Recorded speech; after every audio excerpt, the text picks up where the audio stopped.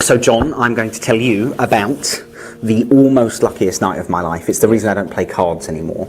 Any good gambler will tell you it's not so much the winning, it's the thrill of the hazard, just like Erdnase taught us, that really makes it worth doing.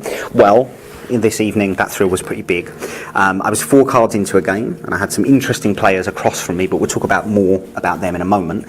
To begin with, I'd like you to take that deck of cards and shuffle it. You can shuffle it however you want, whichever way you would like. You can even feel free to push it around on the table if you want, vent some childhood anger. That's it. Get really annoyed about not getting that BMX. You knew? I did.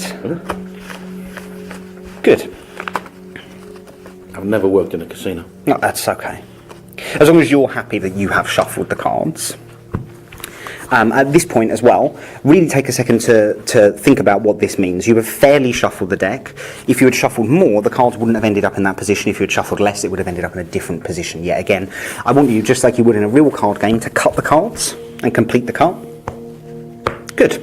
So right now you've shuffled and you've cut. I told you that it was almost the luckiest night of my life. I was 4 cards into a game. I was playing against one other guy, an interesting guy. It was interesting because he was well known for his comedy magic, and his name began with a J, and his last name began with an A, and people called him Archini. That was what was interesting about him. So the problem was, the 4 cards that I got dealt, well, you can see there's one card that's missing that might have made this interesting. You shuffled, you cut. This is my card, this is your card. If you had shuffled a little bit more, I wouldn't have got the card that I got. If you had shuffled a little bit less, I wouldn't have got the cards that I got. This is the one that you shuffled, this is the one that you dealt me. Hopefully your bad luck curse has broken tonight, and it won't just be a case of being almost lucky, but very lucky.